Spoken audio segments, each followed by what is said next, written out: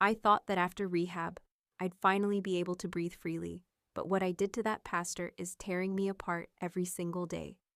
I pulled him out of the church, shattered his vows, his faith, his entire life. And now he's clinging to sobriety in Alcoholics Anonymous, while I lie awake at night suffocating from guilt, unable to close my eyes. It all started in a tiny Texas town just outside San Antonio, and it ended in a suburb of Atlanta where we hid from everyone, but we could never hide from ourselves. I got out of the rehab center in Austin, 47 days clean, skinny as a rail, dark circles under my eyes, but with one single thought screaming in my head. Not one more gram, not one more drop, not one more breath of that poison. They discharged me in the morning. Mom was waiting at the gate. She hugged me so hard it felt like I'd come back from the dead. That very first Sunday, she said, "We're going to church. You need to feel like you're not alone in this world." I tried to argue, but I had no strength left, so I went. I sat on the back pew, clutching my bag until my fingers hurt, and then I heard his voice, Pastor Daniel, quiet, but every word landed straight in my heart, about how God lifts up even those who've drowned in the deepest filth. I looked at him, and for the first time in years I felt seen, not as an addict, not as that girl who used to use, but as a person who could still stand up. After the service, Mom walked me over to him. He smiled so warmly my breath caught in my throat. He shook my hand, and everything inside me flipped upside down. A week later, I went to confession alone. I sat across from him, voice shaking, telling him about the blackest nights, about waking up in a cold sweat thinking I was about to score again. He didn't judge, he just listened. Then he said, "You've already won the hardest battle. You came here." I left and cried the whole drive home, not from shame, but because someone finally believed in me. I started going more often. Almost every day, I talked about the fear of relapse, about nightmares, but really I just wanted to sit across from him and watch the way he looked at me. One day he said, "Let's take a walk, just talk." We walked through the park. He told me that at 20 he took a vow of celibacy because he believed it was the only way to be close to God. I listened and thought, "You're lonely too, just like me." We started texting late at night, short messages. "How are you today? Didn't use?" Then coffee at a little place off the highway. And then I started picking him up in my car, not far from the church. After evening service, I'd pull up to the side exit where no one ever went. He'd hurry out, slide into the passenger seat, and we'd drive off into the dark. At first, we just drove empty back roads and talked for hours. Later, we'd stop at a motel outside town, just to sit, hold each other, be quiet together. I knew it was dangerous, but after rehab, I was so starving for real warmth that I was willing to risk everything. That's exactly how the rumors started. Someone from the congregation saw my car parked near that exit a few times. Someone noticed him slipping in quickly and us driving away. In a small town, you can't hide something like that. People started whispering, "She picks him up after service. They're together." Mom came to my place in the middle of the night, face soaked with tears. "What are you doing to him? He's a pastor. He took a vow. You're going to ruin him. Everyone's already talking." I screamed back. "I love him." And I couldn't believe those words came out of my mouth. He came to me that evening after meeting with the bishop. Eyes red, hands shaking. He said, "They know.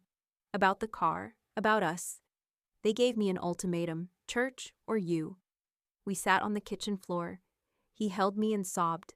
"I can't live without you, but I don't know who I am without the church."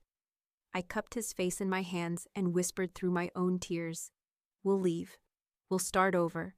I won't let you fall." In that moment, I truly believed I could save him. We ran away in a single night. He left a short note at the church. "I'm leaving because I love." We drove to Kempton outside Atlanta and rented a tiny apartment with peeling paint. At first, I was happy, waking up next to him, making coffee, kissing him while he was still half asleep. I got a job at the supermarket, then picked up extra shifts at the pizza place, working myself to the bone just so we could pay the bills. He went to interviews, but everywhere it was the same. "Pastor? He came home with his shoulders slumped. At first he drank beer in the evenings, to unwind. I stayed quiet because I was terrified of losing him. Then the bottles multiplied. Under the bed, in the closet, in the trash. I said, "Let's find you something, anything." He nodded, hugged me, whispered, "I'll try." But he didn't try.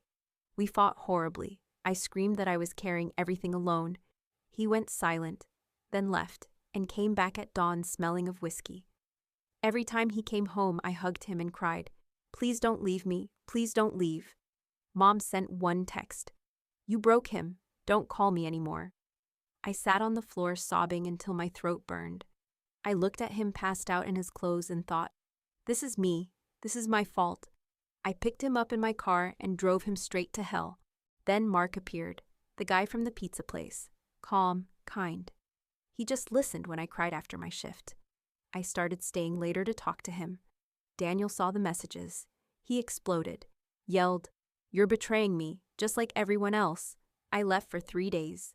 When I came back, he was on his knees, crying, begging, "Don't leave me." We tried again, but a month later, he disappeared again. Came back covered in blood, said he fell. I looked at him and realized, I'm killing him. I packed my things, moved in with Mark. He hugged me and asked nothing. 2 weeks later, the hospital called. Daniel was in the ER with alcohol poisoning. I went. He lay there, thin, bruises under his eyes. He looked at me and whispered, "You were everything I had, and you're the one who destroyed me." I walked out of the room, leaned against the wall, and sobbed so hard the nurses came over. Now he's in AA in Atlanta. 5 months sober. Works as a janitor at the mall. Says it's the most honest job he's ever had. And me, I can't breathe at night. The guilt is choking me. Mark is good, but I wake up thinking about Daniel. I went to the Catholic church nearby. Sister Maria hugged me and said, "Sometimes God calls us into silence so we can finally hear ourselves." I started thinking about the monastery in the mountains of North Carolina. They take people like me, broken but desperate to stand again. I signed up for a retreat. 1 month from now. I'm sitting here staring out the window and crying. He's trying to live without me, and I can't live with myself. Guys, please tell me, should I go to the monastery to finally let this pain go? Or am I just a coward running away? Has anyone else felt this when you realize your love destroyed someone? How did you crawl out of that hell? Please write. I'm begging you. I need to know I'm not alone.